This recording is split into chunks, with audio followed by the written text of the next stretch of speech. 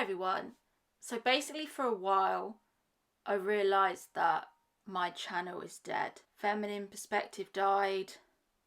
Sleepwalking Through Rainbows is also dead. So I thought I'd talk about the state of YouTube at the moment, where we are creation wise, and the steady downfall of society, I think, in terms of art. And this topic came about because I was watching Persuasion on Netflix, and before I'd even watched this, I'd kind of got wind of what was happening on social media. A lot of people were trashing it. I think I'm qualified to judge, mainly because I did my dissertation on Jane Austen and got a first. But I'm not going to take that stance because obviously, you know how the algorithm works. Basically, it's all connected.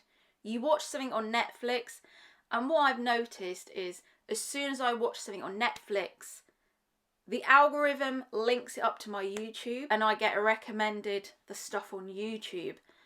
And I have not seen so much hate and vitriol for this one piece of drama. People on the internet were absolutely slating it. And of course, what happens with social media is when people see that something's trending, they jump on it and they make a video, and it's called trend jacking, where people do this to get views. And you'll see the videos where it's like, Persuasion is abomination, Persuasion is terrible, this is the worst Jane Austen adaptation I've ever seen in my life. And I watched it, and objectively, from my perspective, it isn't that good. Mainly because they got the character arc completely wrong. They basically tried to make the character of Anne Elliot into this modern day boss babe character, and made her into like a wino that was just moaning about her ex. And they tried to make a different spin on it, and they'd also tried to break the fourth wall, and it didn't really work. And that's just my opinion. Some people might like it, but for me it didn't work. But in the same light, it was also 2 hours that took me out of my own life,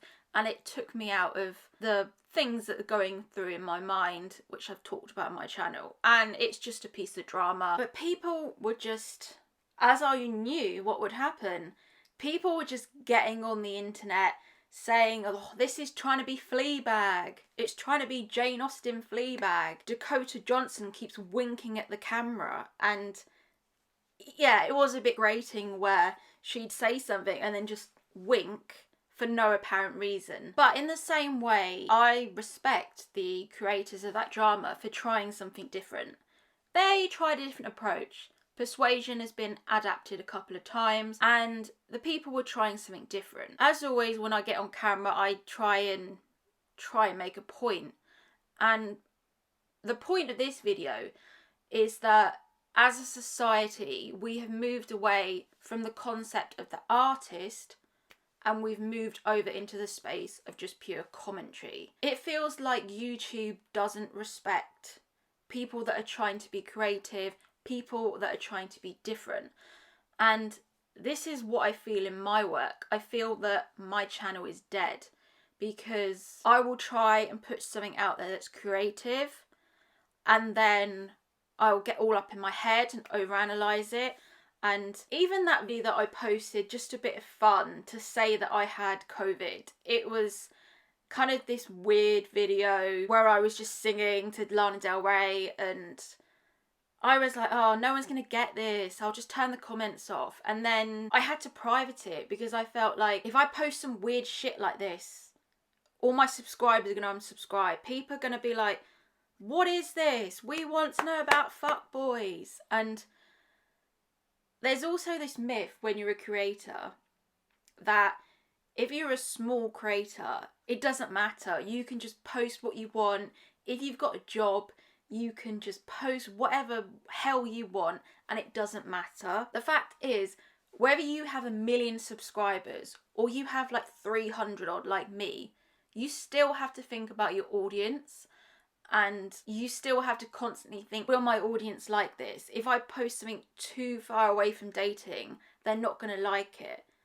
And even in my views, you can see where I've tried to deviate away from that path of the advice about love or etc. People haven't liked it, and then I've kind of thought, oh, I better go back to the life advice, I better go back to the love, because that's what people have signed up for. YouTube just doesn't reward people that are trying to be different, are trying to be the artist. They only seem to reward people, I mean, it goes in waves. I think maybe 5 years ago, if you remember, it was all about veganism. That was the wave, and those content creators were just blowing up, and it was the fitness creators, and that's where we were space-wise.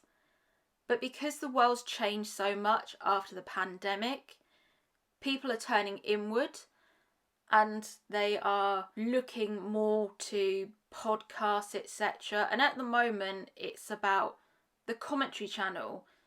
If you want to blow up on YouTube, it has to be the commentary channel. And it seems that all commentary channels are the same. We've lost the ability to sit and listen to someone for 10 minutes, like my videos. I try and make my videos about 10 minutes because I know anything after about 10 minutes, people's attention's going to wane. They're going to try and do something else. So that's kind of the sweet spot of my videos. All videos I see are edited the same. They all have zoom-ins, the same Ken Burns effects on iMovie, and it's the same kind of thing, the same music. And basically I think we've moved away from being the artist. People don't seem to want to write books anymore. People want the quick fame of YouTube, and as I've said before, believe me, it is not the quick road to success. Trying to be a YouTuber. If you want to make money, there are quicker ways than doing YouTube, honestly. We've sadly moved into this society where people find it easy just to commentate on other people's work and will just take the opposite opinion. Sometimes when I'm making videos, or even when I'm editing, I'll get right up in my head, and as I'm saying what I'm saying, I'll be thinking the counter argument at the same time, and I'm thinking, stop thinking about the counter argument, just say what you want to say. But honestly, how long is the creative lifespan of the commentary channel? You've probably got a few years. Someone new comes along that's fresh, that can offer a different spin on things. And I don't know if any of you have seen Bo Burnham's outtakes, but he does a parody on the podcast and the concept of a podcast, where the second person on the podcast is offering absolutely no value and is just saying, like this. And that's sometimes what I feel that some podcasts can be like. It's you have the main person and the second person is just offering no value whatsoever. But there are whole channels devoted to people just commenting on other people's work, commentating on minorities, trashing other people's viewpoints. I feel that this has definitely taken hold after the pandemic. I think a lot of people had a lot of spare time, a lot of people were worried about financial issues, and they thought, let's use YouTube to my advantage. Let's try and make some money. And it's definitely the easy route. It's definitely the easy route to do what someone else has done before, to not be different.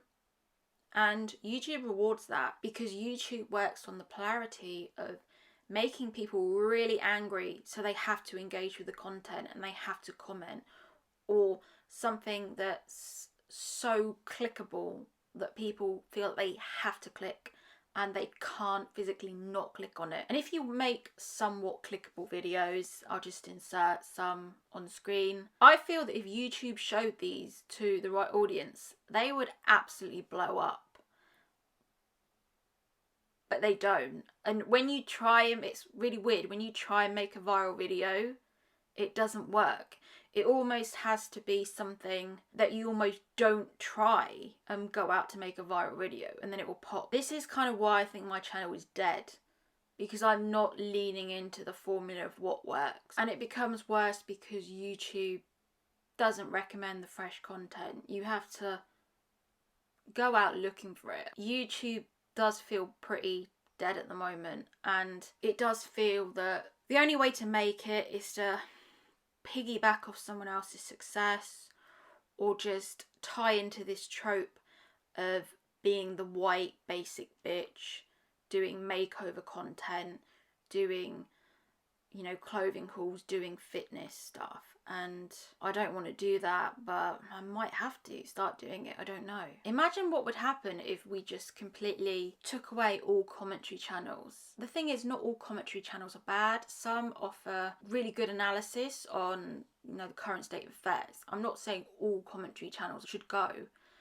I just mean the ones that are really negative and are hurtful towards other people, and just purely disagreeing with someone's content just to be nasty and to get views.